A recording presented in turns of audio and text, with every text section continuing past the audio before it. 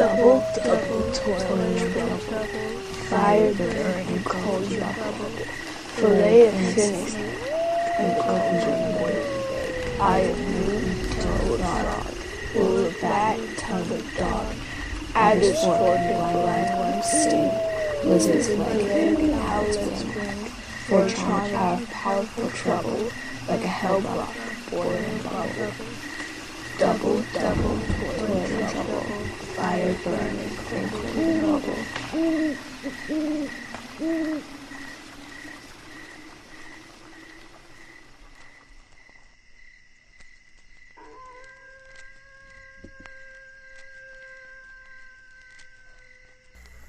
Welcome to the Don't Panic radio show. I'm Steve Vinson. That's Paul Schultz. And nothing you are about to hear is true. This is our third annual Halloween special. Not only is it our third annual, but it's our best. Our scariest. Well, you know, we have Superfan James to thank for this episode. Well, he's going to hate it. I already know that. So here's what you do. Go ahead and turn the lights down low. Maybe light a couple of creepy looking candles. You know, the kind with the wax kind of running down the side. That's right. Possibly a skull candle if you can find skull candle if you can find one. Yeah. And maybe headphones if you're alone. Yes. Grab yourself some of them headphones. I think they call them the cans. Yeah. That fit over your ears. Well, they're earbuds now, but yes. Oh, okay. And, listen to it in the dark. Because our aim is to entertain you and scare you at the same time. My aim is to scare Superfan James.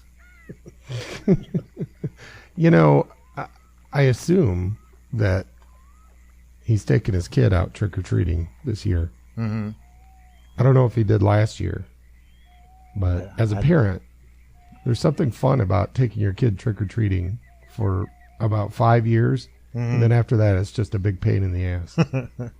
And then a couple years after that, you can just send them out the door. You know, they'll just go. We went to Great Wolf Lodge recently, which is, water park, indoor water park, big hotel type thing. Mm-hmm. And they have kids activities and stuff. And one of the things they did is trick or treat, where you have a little map and you go around to each station. It tells you where to go, and you get your bag, you get your candy. So we're sitting in the hotel room. We're just like, go, just go. So we sat there drinking, gin and tonics and let the kids just go wandering around the hotel. That's funny. Not at all scary. No. But fun. Well, trunk or treat is like a big thing now. I don't know if you guys have ever done that. Yes. It's like the safe way to, let your kids enjoy Halloween apparently.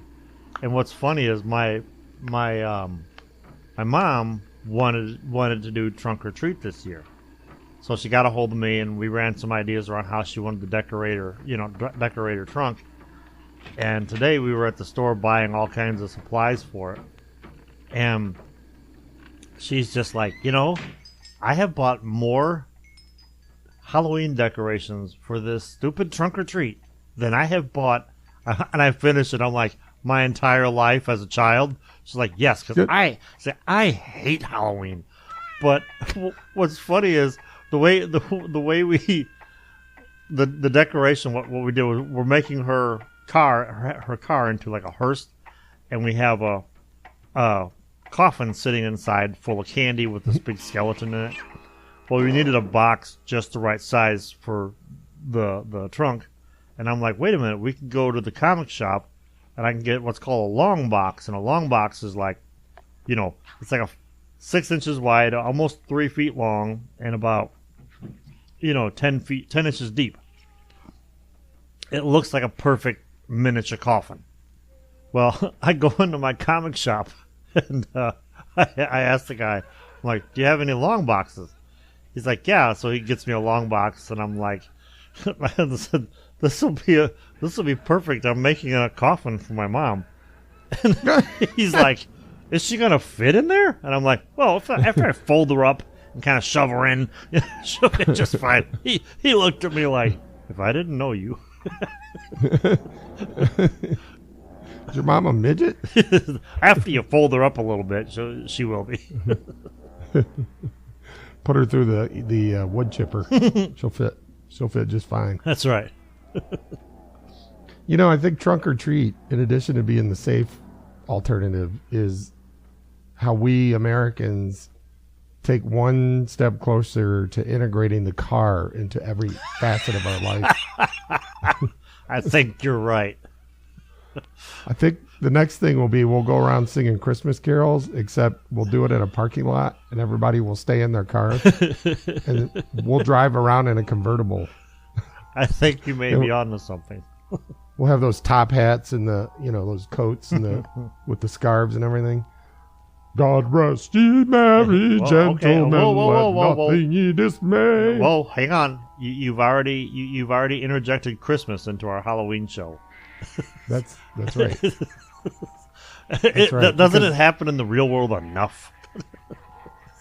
I would say that's an American thing to do, but apparently in Singapore, they start Christmas like in August. I imagine in Singapore every day is Christmas.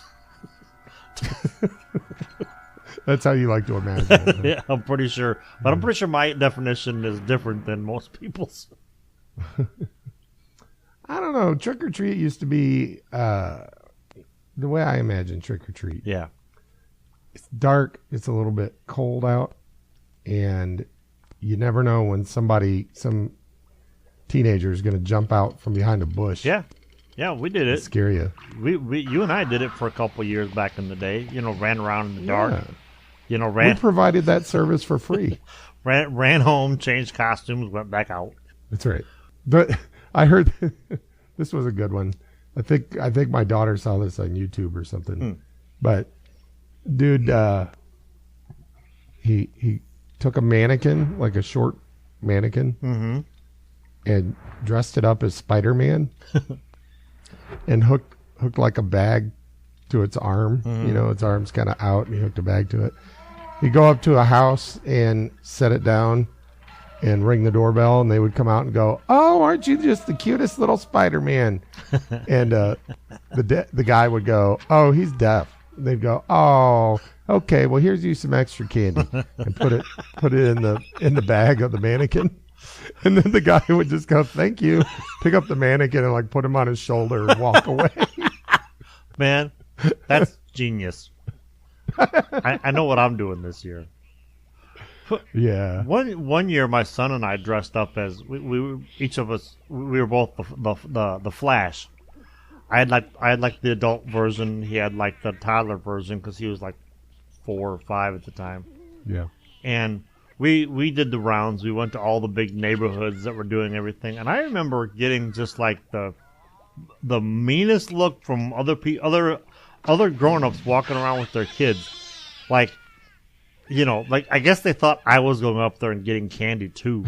I'm just like, why wouldn't you dress up on Halloween? It's the one time of the year you can, and no one's going to bat an eye. Right? Yeah, you do. Usually as a slutty monster or something, or slutty nurse, slutty monster, slutty deck of cards, whatever it is, it's slutty. Slutty ketchup bottle. Yeah.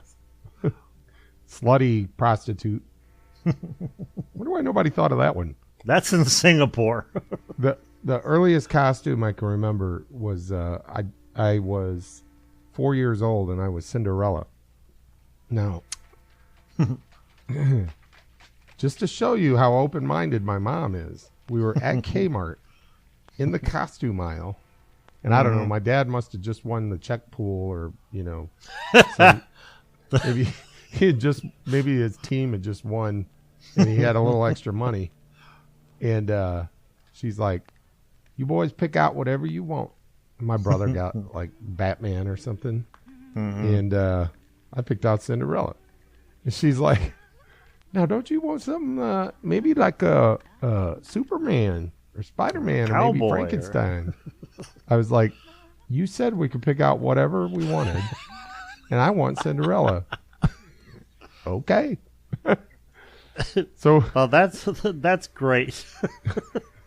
4 years old. Later on, we're at the fire station, the Springfield Township Volunteer Fire Department, where they were having a family Halloween party. And, of course, I'm there with my brother, and his friends are there. And it's time for the parade of costumes, right? And so we all put our masks on. Oh, it was a parade, all right. It's like the original gay pride parade. So I got my Cinderella dress and I got my Cinderella mask. Put my Cinderella, the plastic thing with the rubber band on it. Like walking around, and somebody recognized my brother because they had seen him earlier. And they go, "Hey, Mike, is this your little sister?" He goes, "No, it's my brother." They're like, "Oh." But the night passed uneventfully. Well, Aside from who's gonna harass a 4-year-old? I mean, but it is Springfield Township, though. I feel like nowadays that would be all over like Facebook, and Trump would tweet about it. Yeah. He'd be like, "See, this is what happens when the culture, when we let girls use the boys' bathroom." I just think it's funny that when you were 4 years old, you dressed up as Cinderella, and your youngest would dress up as Spider-Man. That's a good point. I just think it's funny. The best costume I ever had as a kid was the Headless Horseman. I was pretty happy with it. Nice. Yeah, but I don't have any story nearly as entertaining as that one. Although I did take getting back to Christmas, taking over Halloween. One year I took my oldest. She was, I think, 4 or 5 to go see Santa Claus, and I told her, "You can pick out whatever outfit you want to wear to go see Santa Claus because I want to take your picture." So she comes out of her bedroom in her Supergirl costume, and I'm like, "All right, let's do this." So we would get like the shittiest look from people as she's like standing there in line. I'm like, every once in a while, like somebody would like mutter something. And I'm like, "Well, what's your kid wearing?" Like, "Ooh, he's got a shirt on," And the picture turned out so well that it was our family Christmas card. So Nice. yeah. What's wrong with people? What's wrong with wearing a Supergirl costume to see Santa? Well, it goes to my theory that like people see what you're doing and they go, "I wish I had the guts to do that." Yeah. Well, so far we haven't been scary, but we've been pretty entertaining. So why don't we move on to something a little disturbing? I don't want to, I wrote this next one, and I don't find it particularly scary, but I do find it disturbing. That's why I insisted you do it for the show. This is part 2 of a multi-part story. I never intended it to have another part to it, but you convinced me to write a part 2. And I imagine there will be more parts. I hope there is. Yeah. And I also never intended it. I didn't know what the subject matter was in terms of the structure, like the central plot device. Right. All I knew, and if you haven't heard the first part, last Halloween, the last Halloween episode, the second annual, yes, has it. It's called Through the Eyes of Children or something like that. Yes. And part 1.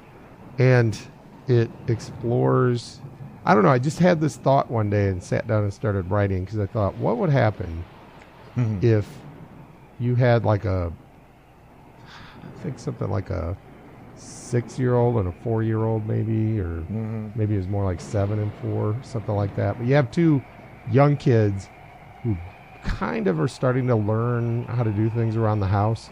Mm-hmm. What if their parents left one day and didn't come back? Like, how would the kids handle that? And more importantly, how would they view it? Mm-hmm. Like, what would that be like for a kid? Right. And it disturbed me so much that I had to put it down for a long time. I thought, because I based it on my kids, and I even used their names in the first draft. You were sending me messages. You're like, man, I wrote this and I cried. It's true. Yeah, I had to change their names actually, because I couldn't handle it. You know. And but anyway, the first for those of you that aren't going to bother to go listen to the first part, it's Emily and Sophie, and their parents leave and don't come back, and their grandma shows up and drives off with them. Okay, right. That's pretty much part one. Right. Part two picks up from where that one left off. Right. And so what you're about to hear, second part of a story that started out as just an exploration of what would happen if the parents left. And now let's find out what would happen after Grandma comes and picks him up.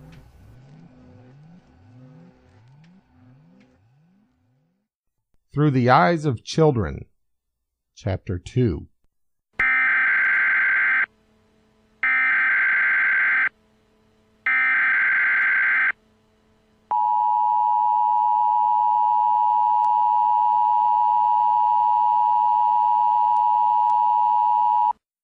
This message is transmitted at the request of the United States Office of Civil Defense. At 3:40 p.m. Pacific Standard Time, NORAD detected a long-range nuclear missile launch in North Korea. This missile is believed to be headed in the direction of the Los Angeles metropolitan area. It is believed that it will impact this area within the next 1.5 to 2 hours. All residents within a 400-mile radius of this area should seek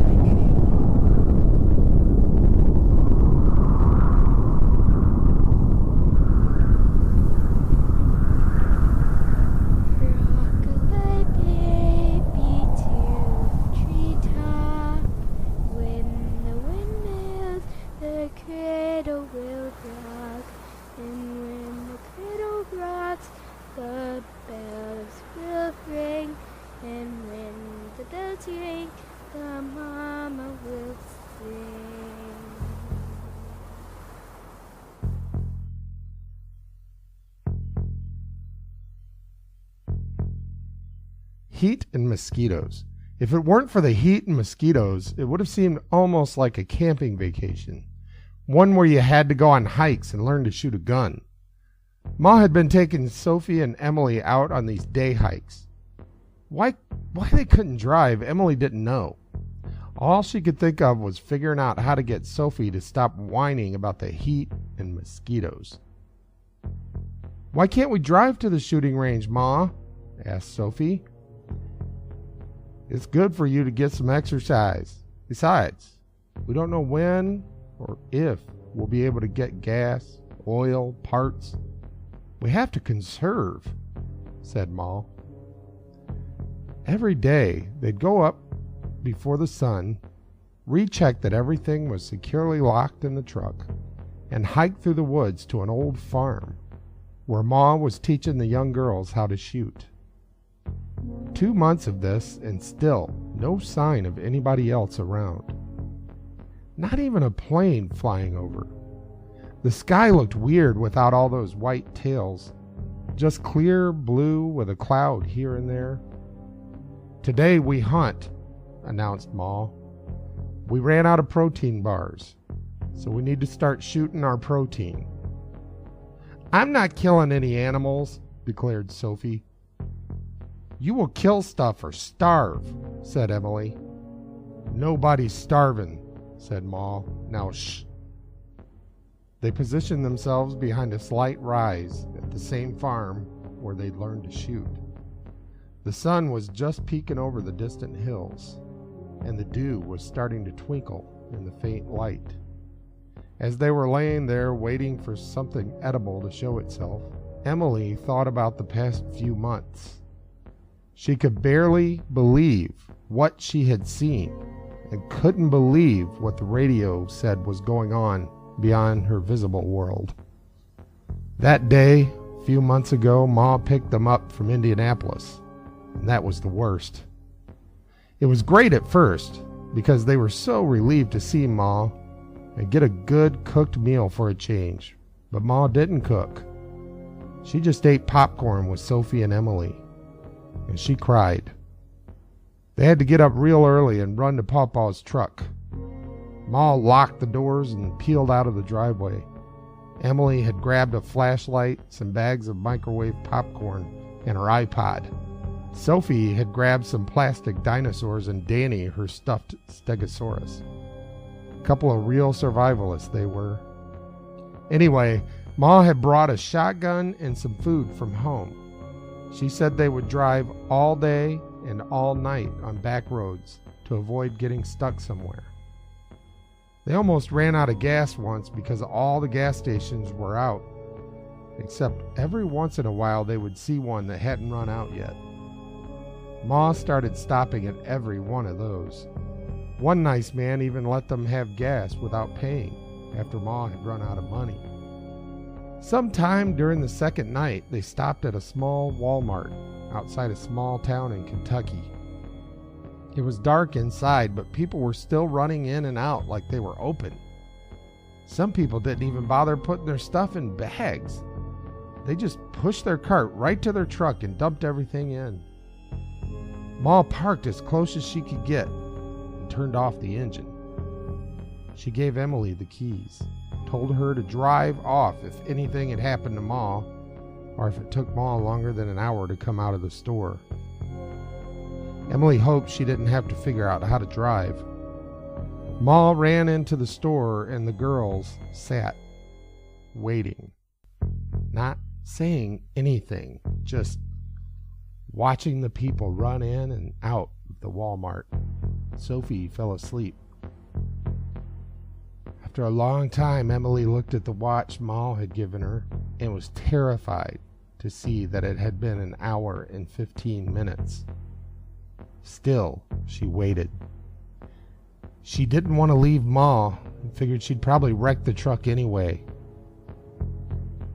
Suddenly, a loud crash, and the back window was shattered. Another crash, and the window fell out.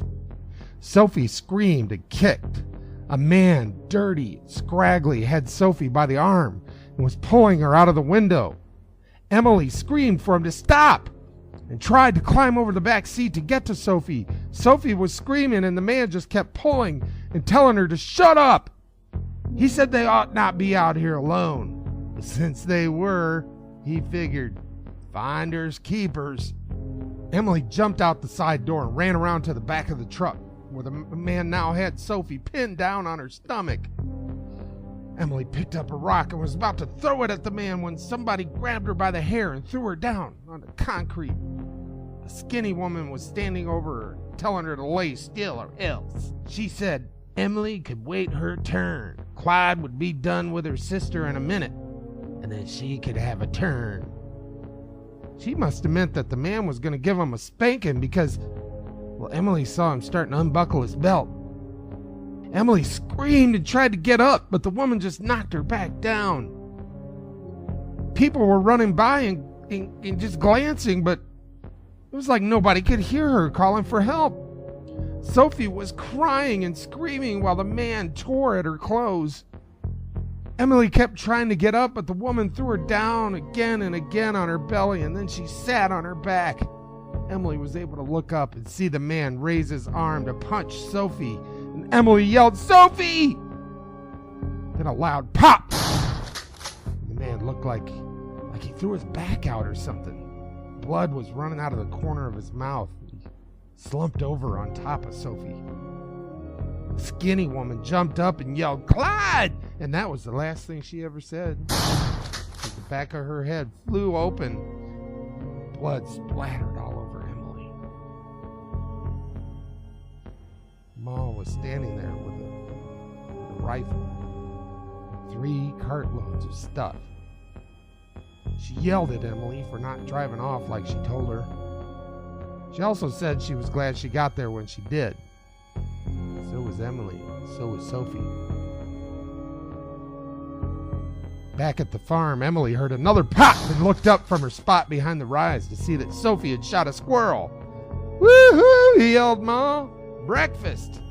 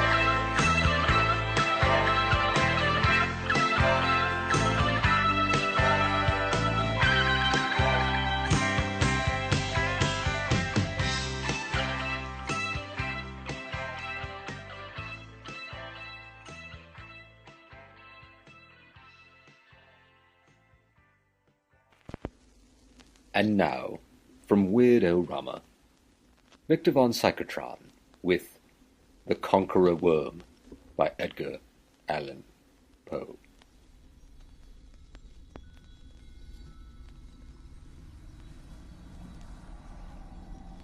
Lo, 'tis a gala night within the lonesome latter years.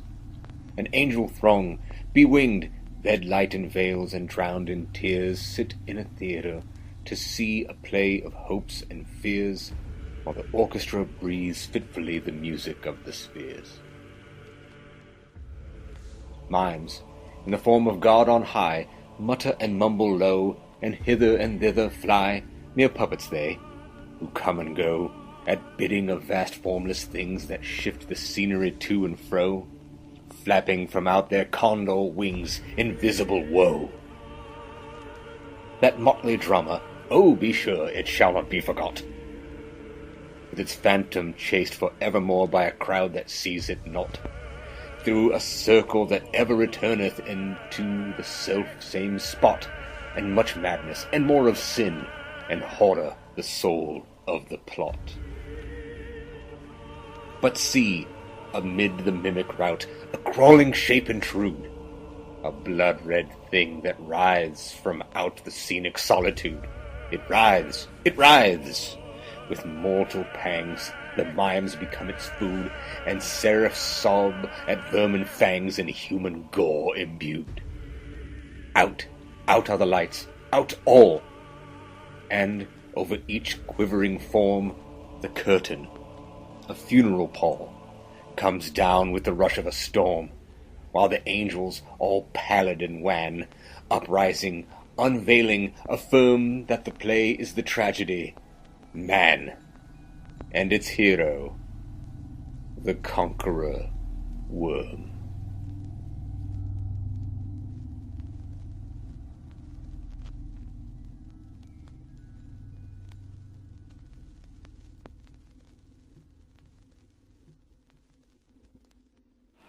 It was a violent summer storm.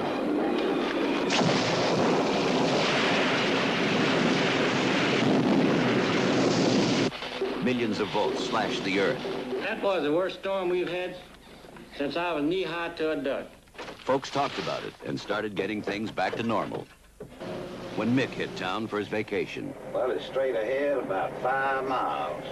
But things weren't normal. There were changes. Ooh, Mother bit me. I never saw him bite like that. Strange, frightful changes. That night, it all started. Stop doing that. I'm not doing anything. They came from everywhere. Millions of writhing, seething creatures oozing out of the mire to feed on human flesh.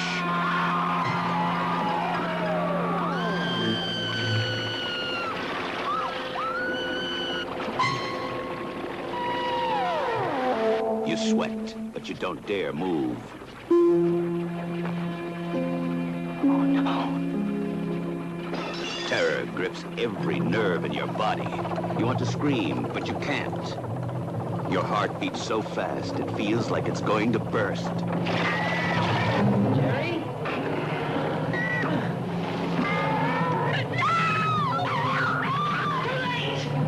They're dead. Squirm, a new experience in pure fright. And now we continue with the third annual Halloween episode. I feel sort of like the son of Svengoolie. You know, he'd show part of the movie, then he'd come back and do something. little skit. That's what I've wanted to do from the very first time with our with our Halloween shows, because I love that format. We grew up watching that show, and that's kind of what I was trying to do from the get-go with this show. So tonight, well, last night, I watched Little Shop of Horrors with my kids, and they loved it. And I think there are a few scary parts, but mostly startling. Yeah. I don't think they're going to have nightmares about a plant eating people. No, they'll have Spoiler alert. The nightmare will revolve around the dentist more than the giant plant. Yeah. You'll be a dentist. Steve Martin's good in that. Yes, he is. As soon as John Candy came on as the radio host, they're like, "That's that guy from Planes, Trains, and Automobiles, the guy that does the mess around." I was like, "It is. You're right." Yep. And then when the dentist comes on, I go, "Do you know who that is?" And they're like, "The guy from Pet Detective. That Pet Detective." No, it's not the guy from the Pet Detective. I don't know. I was like, "He's the other guy from Planes, Trains, and Automobiles." They're like, "Really?" No, that guy was old. Like, this was 1987, kids.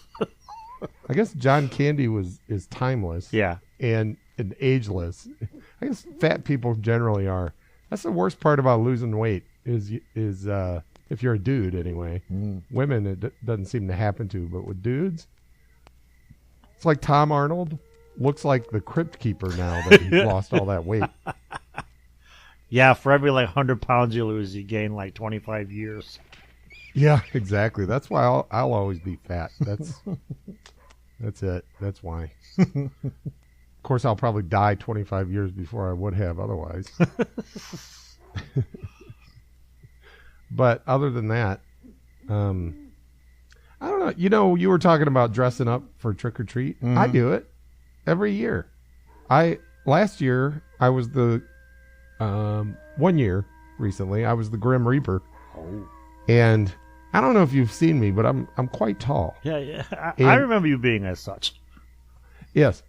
And the Grim Reaper costume that I bought had like the black netting so that you couldn't see my face, and if it was down properly, you know, it was no kid wanted to walk. The kids were just like, mothers were pulling their kids closer, you know. Did you have like a big tray of like salmon mousse? Ooh, that would have been funny. All you Americans, you're so fucking pompous. You're always saying, let me tell you this, and I just want to say that. Well, now you're dead. I didn't even eat the mousse. Shut up, Harvey. All right. Well, this is funny because I was talking with my family about the idea that we don't see things with the advent of the internet. It seems like all the mystery of life has like drained away. Right. Because all the things that, you know, we heard when we were kids, you can look up, right? Mm-hmm. And we were talking about how mysteriously now that, you know, in 1976, you know, if Leonard Nimoy could have given a camera to virtually every single person in the world and said, you know, bring me a picture of a UFO or Bigfoot or something, or as my youngest calls it, the lake nose monster. That, you know, that would have been Leonard Nimoy's dream, right? He would have had material for In Search Of for the rest of his career, right? He wouldn't have to have rebooted Spock, you know? Right. He would have had plenty of money on In Search Of. The thing is, everybody has a camera now. Everybody carries a camera with them at all times. So where's all the clear, like it's got like a 1 million megapixel camera in my pocket, right? Yeah. At all times. Right. Clear, and it even has like these filters and adjustments and things. Like if something's moving, it'll freeze it and like make it super clear. Where's all my pictures of a clear picture of Bigfoot or the lake nose monster or a UFO? And damn it, 2 days later, your sister posts a picture of Bigfoot. Yeah. First of all, blurry as hell. Of course. Second of all, the exact same pose that every Bigfoot picture from 1976 had. And I thought, oh, this is just somebody's playing around, right? But it was like on Fox News or something. Yeah. A so-called legitimate news source. Well, see that's because Bigfoot is analog. You know, he's from the 70s. So he doesn't translate well in the digital. So he has when they started putting vinyl on CD, they had to go in and enhance it. So if if they would go in and remaster that picture of Bigfoot that has just resurfaced, you know, you might be surprised what you see. I think it's a bear walking on its hind legs. You know what's funny though about those In Search Of? You know, it's 2017, and you know we've been and done everything. But if you go back, because I did this, if you go back and you watch old episodes of In Search Of, they are still creepy as hell. I don't know I don't know whether I'm viewing them nostalgically, but I mean they're still pretty damn creepy to watch to this day. Is it still believable? Like it holds up? You're like, that never really has been adequately explained.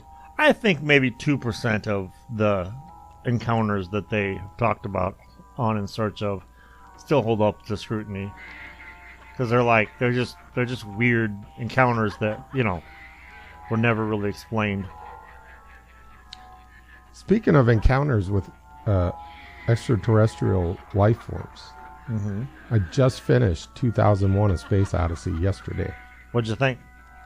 Oh my God, it's so good, dude! That last line in the book was just amazing. when the Star Child shows up on he's hovering over Earth and he's looking around and he's like, he didn't know quite what to do with his newfound powers, but he'd figure it out. He'd think of something. He'd think of something. Man, I'm like, I loved it. If it hadn't have been for that ending, I never would have read the rest of the books. But I mean, that book is that book. Guys like him, guys like Arthur C. Clarke, fall into what I call the dry poets. Their prose is very basic, but poetic as hell when you read it. And man, that was a page turner. Oh yeah, absolutely. What I didn't know, here's what I did not know about that, is how it came about. Oh yeah. So I didn't realize it, and now I see why.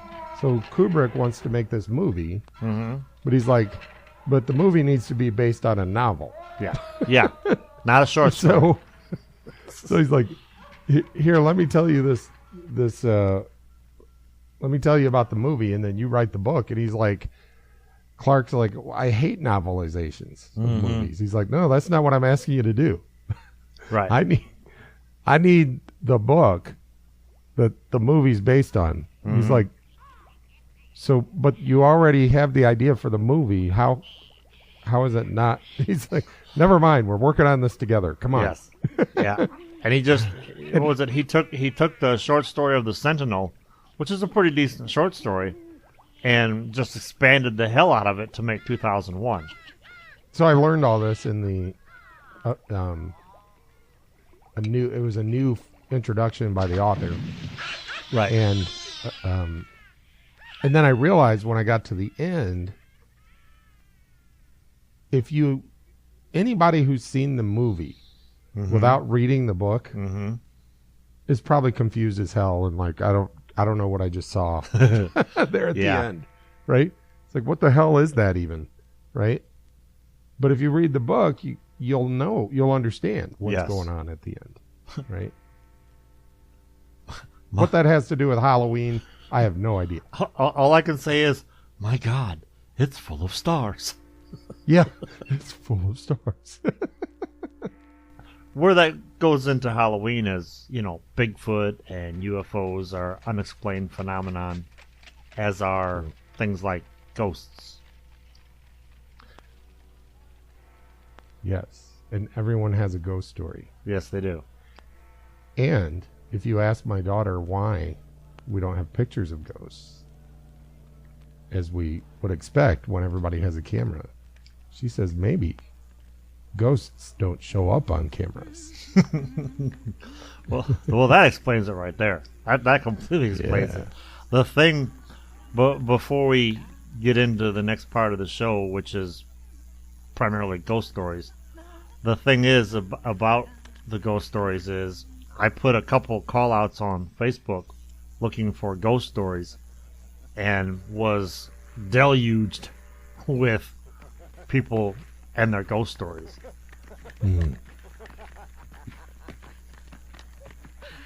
We wish we could have included everyone's. Right. But due to the limitations of time and mainly Paul's time, we couldn't. But there's no reason we, couldn't do it at some point in the future. Right. So, thank you for all of your contributions.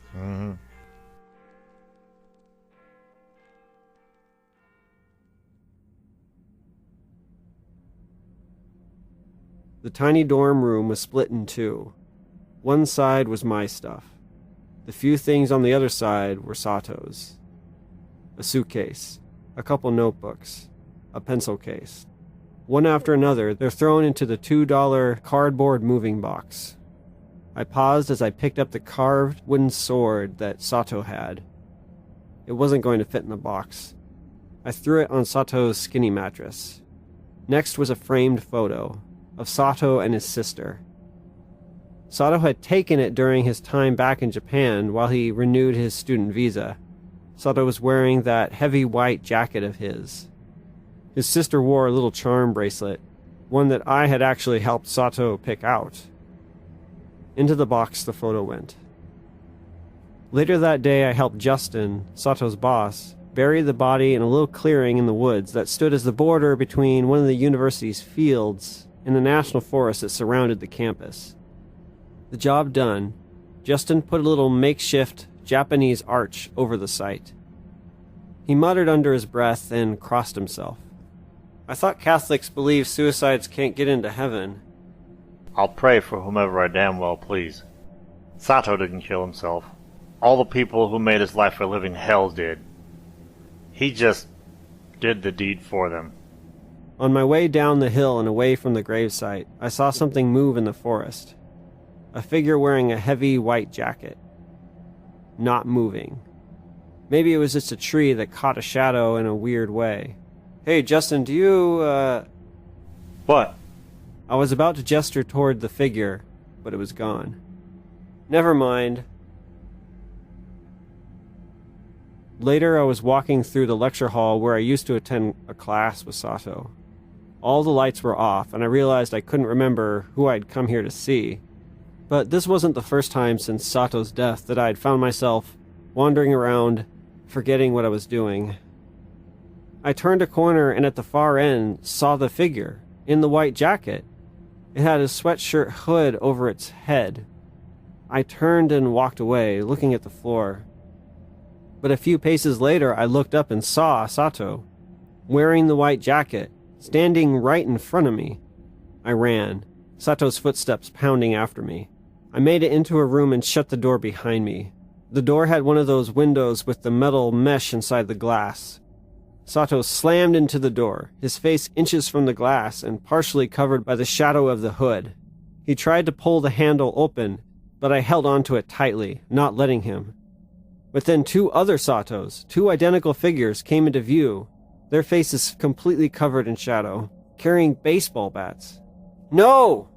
I wouldn't let go of the door handle. I wouldn't let the cornered Sato in.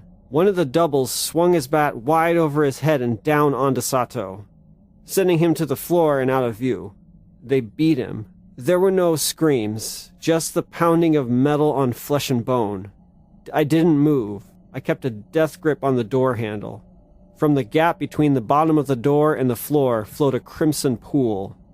I recoiled from the blood, Sato's blood, and one of the duplicates opened the door. It rushed at me with blood-soaked bat raised. Ah!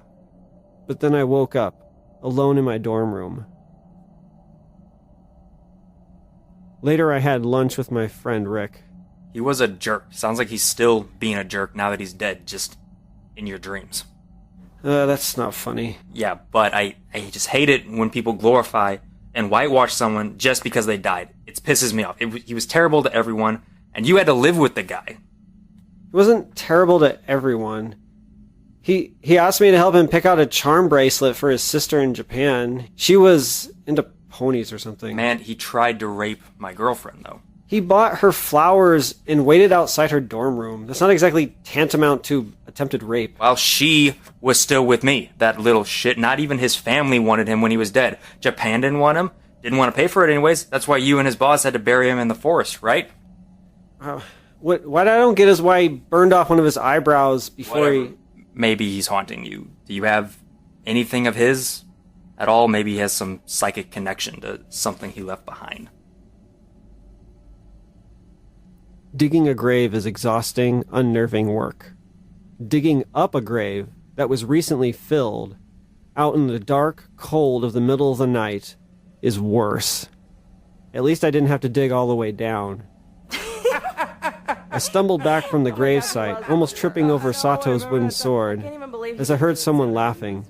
Then Rick, his girlfriend Melanie, and his dumb friend Stan sauntered up the hill and into the moonlit clearing, all carrying assorted beers and fifths. Stan noticed me first. Whoa, scared the crap out of us there, Marcus. What the hell are you doing? Rick looked at the shovel in my hand, the beginnings of my digging, and the sword at my feet. Oh, you took my idea way more seriously than I thought you would. No, but seriously, what are you doing? He's burying the samurai sword, dude, because it contains the soul of the warrior. I felt blood rushing out of the back of my head as I saw something white move in the forest. Warrior? You should have seen the way he cowered when we made... Stan, shut up. Rick walked up to me and pulled out a Bic lighter. Or maybe we should tell you. Tell you how we told that freak to get the hell out of our school. Rick filled his hands with fumes from the lighter, then lit it so he could throw a tiny fireball at me. Very dramatically. He was disappointed that it didn't seem to bother me. So he grabbed me by the ear. The motion was so sudden, so odd, and so painful that I didn't even know how to react. Little roommate who hated him more than all of us put together tries to make amends by burying a wooden Rick picked up the shovel. I didn't hate him. I saw it in your eyes. You're glad he's dead. So he was an asshole, fine. But at least I didn't act like a bigger asshole than he was. Rick considered this, then kicked me in the shoulder to knock me prone. I turned to the arch to find the sword. I wasn't really planning on hitting Rick with it, but maybe if I was holding it, he would back off. But the sword was gone. I looked at Stan and Melanie. They weren't laughing anymore, but didn't seem to have any intention of intervening. But neither of them had the sword either. Admit it. Admit you hated him, or I'm not letting you go. As I tried to get back up, Rick swung the shovel handle around and into my arm. Admit it! You're not... Stop! We all turned toward the voice. Out of the black trees stepped Sato, wearing the white jacket with the hood over his head. He was holding the wooden sword. His sword. He walked toward Rick. Rick held out the shovel in front of him. Stan and Melanie bolted out of the clearing and out of view. Rick tried to swing the shovel at Sato, but he easily parried the strike away and swung his sword hard to break the shovel handle in two. Rick stumbled back, dropped the splintered handle, and ran. Sato walked past me. I noticed that there was something off about him, other than being a dead man walking. He took off running toward Rick, and I saw something on his wrist, a bracelet with little horse charms dangling from it. As I thought about this, as I put the pieces together, the ghost was gaining on Rick with sword raised. It was my fault! The ghost stopped. He was always doing things. Using my stuff, leaving a mess. He hadn't cleaned his dishes in weeks. I piled the dishes on his bed, and when he got home, he flipped out. The ghost walked back up the hill toward me. I told him that no one could stand him, that he was the worst friend I'd ever had, and that I was tired of looking at him every day. I fell to my knees. The ghost moved to stand over me, the sword held high. Then the fingers relaxed and the sword fell. The ghost, Sato's sister, sat next to me. He could take incredible abuse from almost anyone. Unless it was from someone he cared about. Or someone he loved. Or someone who was supposed to love him. She pulled the hood back to reveal a face covered by long hair as dark as the shadows in the trees. I don't know what to do. I came here to ask him to come back home. When I found out, I wanted to kill whoever made him do this. She looked over her shoulder and gestured at the Japanese arch. A torii isn't a headstone, you know. Sato's boss put that there. He was trying to be respectful. Were you really going to bury his sword in his grave? I had to do something. To stop the dreams. You can't stop them. You can only wait for them to fade.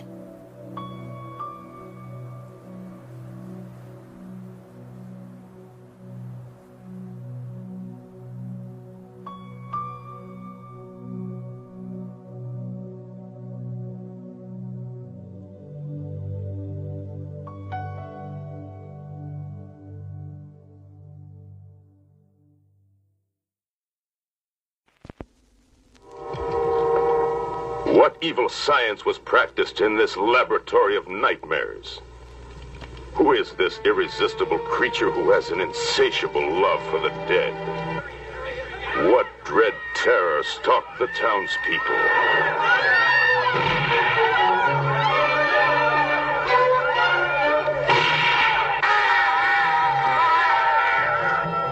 The legend of Frankenstein once again brings terror and nightmare to the screen.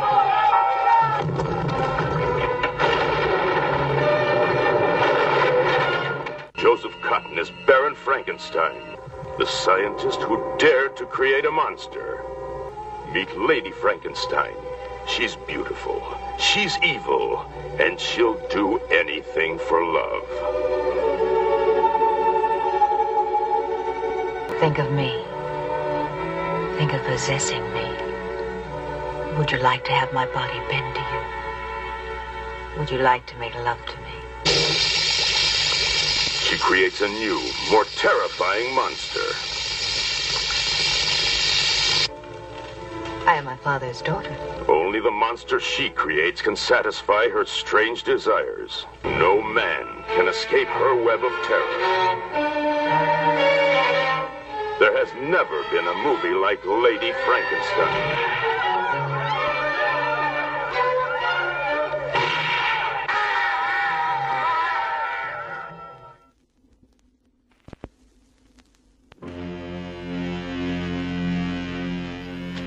Good evening. This is Victor Von Psychotron, host of Weirdo Rama on YouTube, your source for all the creepy, strange, and weird things from the worlds of cinema and television. And you are listening to the special Halloween episode of the Don't Panic radio show. The following is based on true events.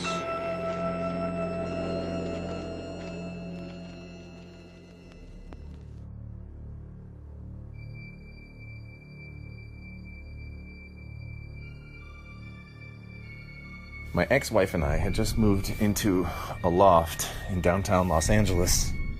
It was 3,000 square feet, and after we were finished renovating the place, we decided to have a party. We invited 3 bands to play, and approximately 200 people showed up. And in between bands, while they were setting up, some people were going to the bathroom. We had 2 bathrooms, and some people were using the bathrooms in the front of the loft, and some people were using bathrooms at the back of the loft. A couple girls refused to use the bathroom in the back. It was dark, and we hadn't gotten lights up all the way down the hallway yet. One guy had convinced his girlfriend to go back into the back area, use the bathroom, and I think they were going to smoke some pot or something like that too. About a minute after they went back there, she came running out of the dark, screaming her head off, and ran down the steps onto the street. We had 24 steps from the loft down to the street level. And she ran down those steps, screaming and telling everybody that this place was haunted, and she refused to go back there, and she was crying and hysterical, and refused to go back into the loft to enjoy the party. And then a couple other people chimed in saying, yeah, they felt weird there, and they felt like somebody was touching them when there was nobody around. I found out later, a lot of people refused to go into the back area where it was darker.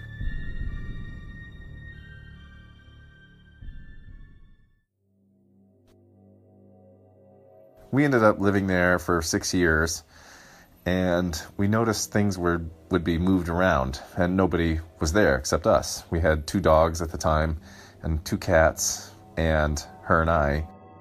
And things sometimes would just be moved, like in the kitchen area or in the living room area. And one day I came home from work, and I walked up those 24 steps to the top area, and at the top area was a living area where we had a TV and 2 couches set up. And laying in the middle of the living room area was a big metal piece, like an iron, like a piece of iron, like a steel rod or iron rod or something. I thought maybe my girlfriend had brought it up the steps for some reason, and I was waiting for her to get home, and I just kind of left it there. And I think I went off to do something, maybe start dinner or something like that. And she came home not too long after me and asked me what the metal piece of iron was doing in the middle of in the room. I said, I don't know, I thought you put it there. And she said, no, she'd been gone all day. So nobody could figure out what that was about. And it was just laying there. And I ended up leaning it up against the wall, and then that was it. We kind of forgot about it. Really, at the end, we thought maybe someone was playing a prank on us. I'm also a painter, and I had a piece of tin that somebody had gifted to me, and I was going to paint on this piece of tin. And we had a friend staying there at our loft one night, and I had the piece of tin laying against one of the couches in the living room area. And my girlfriend and I were asleep in bed one night, and our friend was staying there. Probably around 1 or 2 in the morning, the three of us woke up. Our friend was sleeping on one of the couches in the living room area, and our friend heard the piece of tin moving, and it kind of woke me up too, and my girlfriend. Later on, I found out all three of us were listening to it as it moved from one room, from the couch area, to a spot near my girlfriend and I's head on the other side of the wall. And we were kind of like freaked out about that because we all talked about it the next morning. And our friend said he didn't move the piece of tin, and I didn't move the piece of tin, and she didn't move the piece of tin, and somehow it moved to another section of the loft. The best one is the last one. My friend Dana was over, and we were going to go get some sushi. We live next to Little Tokyo in downtown LA, and we were waiting for my girlfriend to get home. And we had all wood floors, and the ceilings were 30 feet high, so there was a lot of echo in the place too. We were watching TV. We had another TV set up in a front room area, and we were watching TV waiting for her to get home. So she, we were just sitting there, because when we got there, the place was dark, and so we figured she was gone. And we're like, okay, we'll wait for her to go have dinner when she gets home. We're sitting there, and we hear someone walking down the hallway in high heels coming towards the room where we're sitting. And it's getting louder and louder. And I go, oh, I guess she's home. We can go to dinner now. So we waited for her to come into the door, and we heard the heels, and it was like she was pacing up and down the hallway. We stopped, and I went to the door, and I opened the door, and there's nobody out there. And I said, well, she must have gone into one of the rooms. So I think I went into the kitchen area or the bathroom area, and nobody was there. And I went back to the TV area, and I said, hey, Dana, did you hear that? He goes, yeah, I heard her walking around. And I said, well, nobody's here. And he said, that's impossible. We just heard her walking around. I said, no, there's no one here. There's no one here besides us. A few minutes later, I hear the front door at street level open up and close, and then someone comes up the 24 stairs to the top of the loft, and it's my girlfriend. And I said, hey, you just get home? And she goes, yeah. And I said, well, what do you mean? We heard you walking around. You had heels on. She goes, no, I just walked in the door. And I said, oh, well, somebody's walking up and down the hallway in heels. And she said, well, it wasn't me because I just got home. And I said, yeah, I can see that. So I never really had an explanation for that one either. But it was my friend Dana and I both heard that clearly. And someone walking up and down the hallway in heels. And I think we ended up leaving that loft about maybe a year later or so. We've actually kept in contact with other people who've moved in there, and they've also experienced odd things in that place. And it's definitely the place was built in 1929, and there's it's just something weird going on in that place. Never did have an explanation for any of it.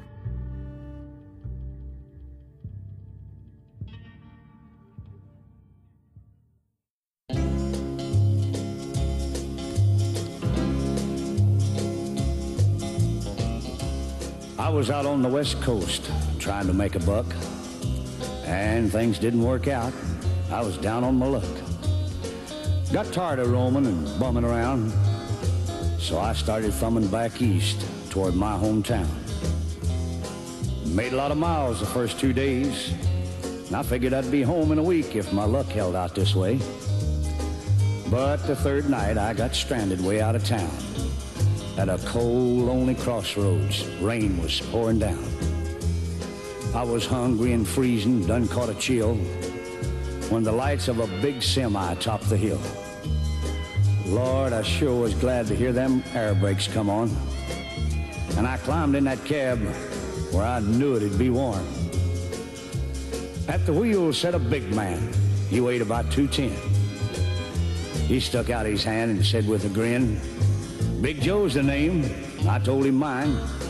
And he said the name of my rig is Phantom 309. Well, I asked him why he called his rig such a name. He said, "Son, this old Mac can put 'em all to shame. There ain't a driver or a rig or running any line that's seen nothing but taillights from Phantom 309. Well, we rode and talked the better part of the night when the lights of a truck stop came in sight. He said, "I'm sorry, son, this is as far as you go, 'cause I gotta make a turn just on up the road." Well, he tossed me a dime as he pulled her in low and said, "Have yourself a hot cup on old Big Joe." When Joe and his rig roared out into the night, in nothing flat, he was clean out of sight. Well, I went inside and ordered me a cup, told the waiter Big Joe was setting me up. Oh, you could have heard a pin drop. It got deathly quiet, and the waiter's face turned kind of white. "Well, did I say something wrong?" I said with a halfway grin. He said, "No, this happens every now and then. Every driver in here knows Big Joe. But son, let me tell you what happened about 10 years ago. At the crossroads tonight where you flagged him down, there was a busload of kids coming from town. And they were right in the middle when Big Joe topped the hill. It could have been slaughter, but he turned his wheels. Well, Joe lost control, went into a skid, and gave his life to save that bunch of kids. And there at that crossroads was the end of a line for Big Joe and Phantom 309. But every now and then, some hiker will come by, and like you, Big Joe will give him a ride. Here, have another cup, and forget about the dime. Keep it as a souvenir from Big Joe and Phantom 309. Hey everybody, I'm Andy Wright, and I want to tell you about my audiobook podcast, Worlds of Maybar. It's about a multiverse where self-proclaimed gods have quietly ruled for over 800 years, but the one founding member of their order that condemned their methods has just been set loose after being locked away for all those years. It's got romance, magic, revenge, buses with insect legs, and the ever-frustrating question of how to demand justice from the bad guys without becoming a bad guy yourself. I read each chapter myself and throw in a little music for atmosphere, so it's kind of like story time with Andy. I've got 7 chapters up for the first book, The New Aleph, and new chapters are posting every other Monday at worldsofmaybar.com. That's worldsofmebar.com. Steve says it's spelled Mebar, but you know better than to listen to him. Anyway, have a great Halloween, everybody.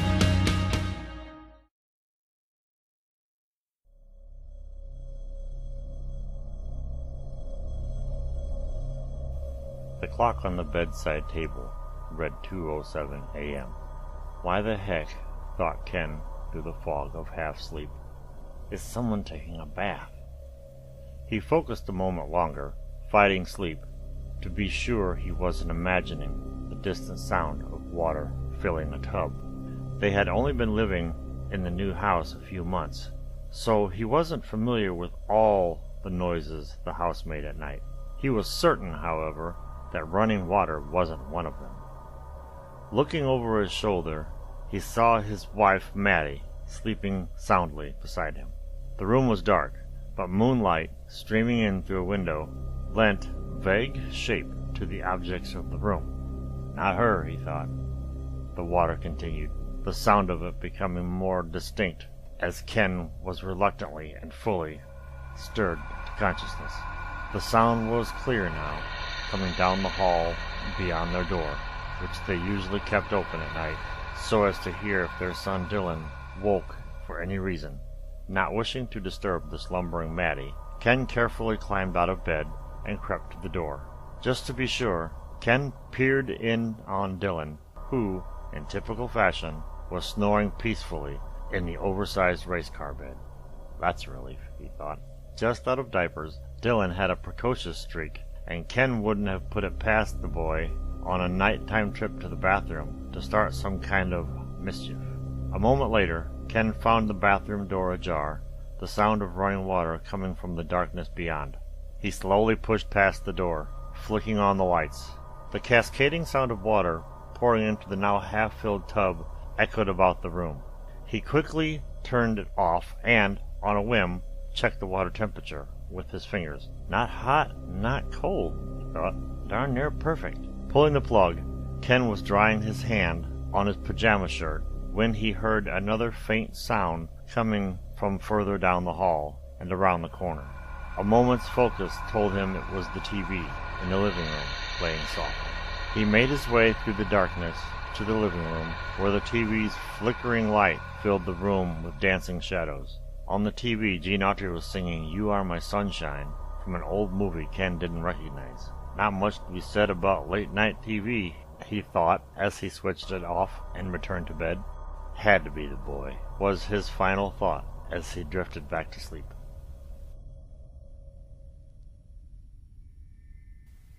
Ken! Ken! Wake up! Maddie was shaking him, stirring him from sleep. Do you hear that? She whispered. Hear what? Shh!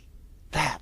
The TV! Again? Again? Sitting up, Ken said, It happened a few weeks ago. He listened a moment, then only the tub was running too. Do you think it's Dylan? She asked. Wait, the tub? Good Lord, he could have drowned. I thought it was at first, but he was sawing logs when I checked on him. What's really crazy is that is the same song I heard before. What? No. Apparently whatever channel that is doesn't have too much late-night programming. Well, who's up this late anyway? Us, apparently, he said, pulling himself out of bed. I'll take care of it. Weird, Maddie thought, as Ken disappeared out of the room. The next morning, over breakfast, amidst the hustle of their weekday routine, they asked Dylan if he'd gotten up in the middle of the night and turned on the TV. Looking over his bowl of cereal, he looked as if he had no idea what they were talking about. Daddy doesn't like me messing with the TV, he said finally. That's because Daddy is a remote control hog, said Maddie, tousling her son's hair. Everyone laughed.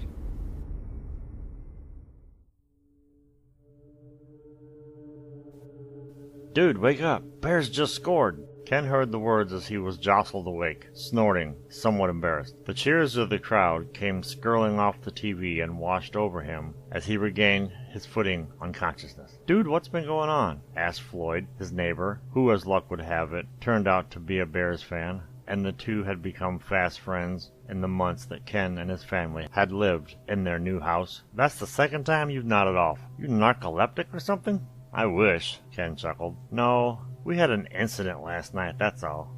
Incident? What kind of incident? Nothing really. Well, it's kind of something. It's weird. For some reason, about a half a dozen times since we moved here, I've found the bathtub running and the TV on late at night. Not so weird, Floyd shrugged, sipping his beer. Probably that boy of yours. My rugrat does that kind of thing all the time. I thought that too, Ken interrupted. But Dylan's always fast asleep, and it's always the same thing on TV. Well, late night programming kinda sucks, offered Floyd. What is it? Some singing cowboy, said Ken. Gene Autry, I think. You Are My Sunshine, I think? Wait, you think or you know? Well, I'm pretty sure that's it. Why? That's weird, dude. Tell me about it. No, I mean the song, said Floyd. Did you ever meet the old lady who owned this place before you? No, we went through a realtor. Why? Well, she lived here with her daughter. Her daughter had 2 or 3 kids. I guess she was divorced. I never asked. Anyway, one of the kids, this bouncy little girl, used to run around the yard singing You Are My Sunshine. Marie, I think her name was. Get out of here, chuckled Ken, sipping his beer. Dude, I'm serious. Floyd hesitated a moment, then, ever hear why they sold this place? No. Again, we went through the realtor. There was a terrible car accident, said Floyd. The mom and Marie didn't make it. I guess the dad got custody of the other kids after that. Nice enough guy. Met him a few times. Hates football, though. Can you imagine? Anyway, he got the kids, and the old lady moved into one of those assisted living apartments. You know, for old people. Get out of here, Floyd. That's crazy. Google it, dude. Ken laughed again, more to convince himself that his neighbor was joking than anything else. But later that night, while his wife and son slept, Ken found himself back on the living room couch, thumb scrolling across the screen of his phone.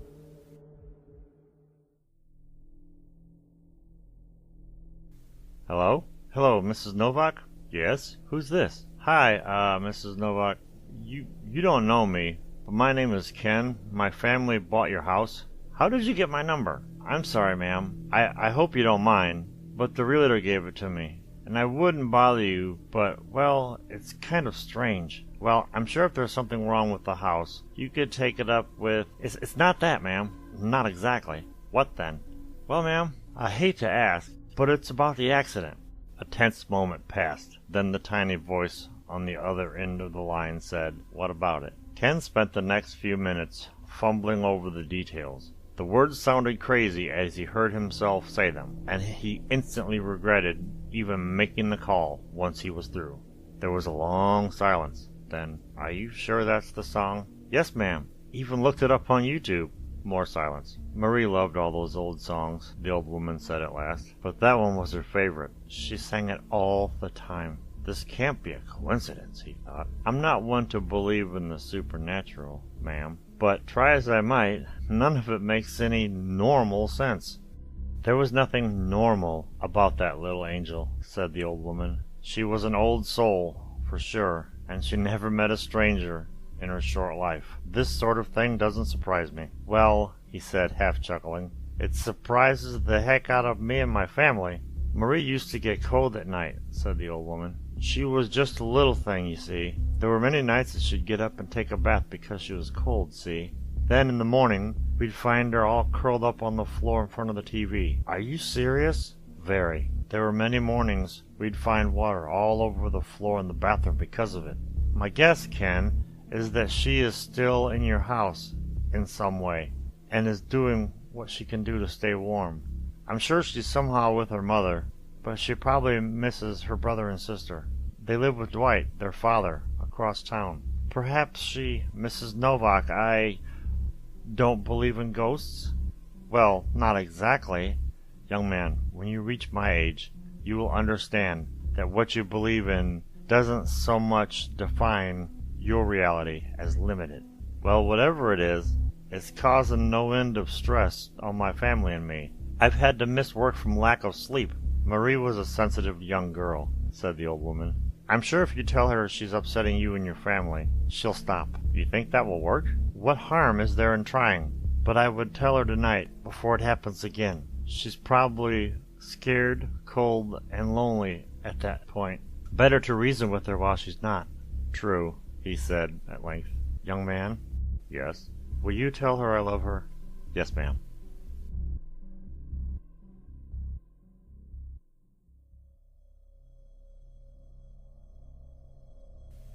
Before the whole thing started, Ken would have felt foolish sitting on the floor in the dark in front of the TV while his family slept.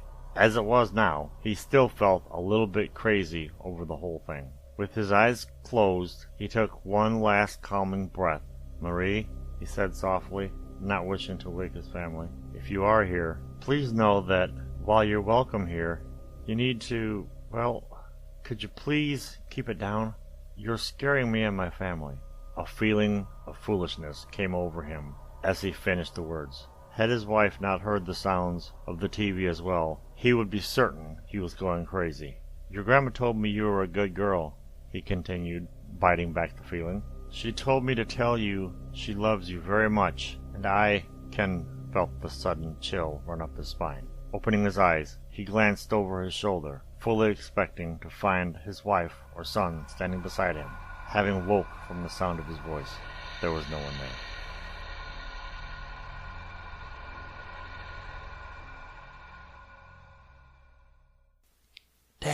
Dad, wake up! Dwight opened his eyes, struggling to regain consciousness, to discover the alarmed faces of his young son and daughter hovering over him. Bennett? Ross? He mumbled, confused. What's the matter? Around them, the darkness of the bedroom was lit by a faint, flickering pillar of light across the floor from the open door. The clock on the nightstand read 2:07. The TV, it just came on, whispered Rose, pointing with her free hand, her other hand clutching tightly to a well-worn, well-loved stuffed cat. Listen, whispered Bennett. You are my sunshine, my only sunshine. You make me happy when skies are gray. You'll never know, dear, how much I love you. Please don't take my sunshine away. If anyone listening has any experience with conjuring spirits, that's what we want to do for the 4th annual Halloween episode. I know a couple of people, and I'm working on that. But yes, anyone within the sound of our voice. Has a seance ever been done on a podcast? I'm sure we could Google and find out. Yes. But how awesome would it be to have the first ever live appearance of an actual, honest to goodness, real life spirit? Wait, you can't say real life spirit because they're dead. Okay, let me try it a different way. An honest to God, real life. What? An honest to God. Can't say God either, probably, right? All right, never mind. We'll get to that next year. Which you probably ought to start working on next year's Halloween episode. About February, I'm going to launch into it. Yeah. Hey, you know what? I hope you were scared. I hope you were entertained. If you weren't scared, then maybe you didn't turn the lights down low enough. That's right. Yeah. But just wanted to let everybody know a couple of things. We're going to take a week off, so the next episode will post on November 8th. Right. If you're listening to this, well, here's the thing. You get an extra week to listen to this one to get you in the mood for Halloween. And if you miss Halloween, like miss it, like, oh man, I miss Halloween, then you can continue listening to this for a whole other week. Right. Before the next episode drops. So, or if you want to listen to something truly terrifying during that week, you can go back and listen to some of our earliest episodes. Yeah, there you go. Those are truly terrifying. I don't know about terrifying. Certainly disturbing. That's true. That having been said, this time more so than any other Halloween episode, we could not have done it without the help of our friends. And so Paul has a list of people to thank. And I just want to say from me, thank you so much. It's so fun to co-create with friends and creative people who are doing it not for fame or fortune, although I'm sure fame and or fortune would be welcomed. That's not why they're doing it. They're doing it just because it's fun to do. And there you go. So I want to thank my youngest and my for the Rockabye Baby, and I want to thank my oldest for the Boil, Toil, and Trouble. They'll both be missed. Of course, I would like to thank Andy Wright, Sean Malarkey, and Jalissa Eliason for their work in Ghostblade. I want to thank Andy Wright for having one of the coolest names ever, A. William Wright. That's right. as he's known on the show. And also his buddies, whose name is Malarkey. I've never met anyone named Malarkey before. Apparently he doesn't have any problem with that, according to William Wright. Also, I'd like to thank my daughter Arlo and her friend Riley for their work on the Three Witches at the beginning of the episode. My friend Adam Ulrich for 24 Steps. And my former in-law turned friend Jason Tuttle for his ghost story that appeared at the end of this episode, which corresponds to ghost stories from my household that I've told on previous episodes. So it's kind of a tie-in there. And of course, Victor Von Psychotron for all of his help on our shows. He's the best. And of course, we have to thank Superfan James for making us step up our game this year. I hope he likes it. Oh my God. If he doesn't like this one, I might kill myself. We'll have to come up with something else to do on Halloween. Yeah, right. We'll do our Christmas episode early. All right. Well, that's another one in the books, man. So, another Halloween episode in the books. A book of scary stories. The Book of the Dead. So, for all of those people that Paul just mentioned, and for Paul Schultz, I'm Steve Benson, and nothing you just heard was true. She's in love with herself. She likes the dark. And on her milk white neck, the devil's mark. Now it's All Hallows Eve. The moon is full. Well, will she trick or treat? I'll bet she will. She's got a date at midnight with those for round two. Oh, baby, really most of ain't got nothing on you. Well, when I called her evil, she just left. Well, guess that spell on me. Boom, it's craft.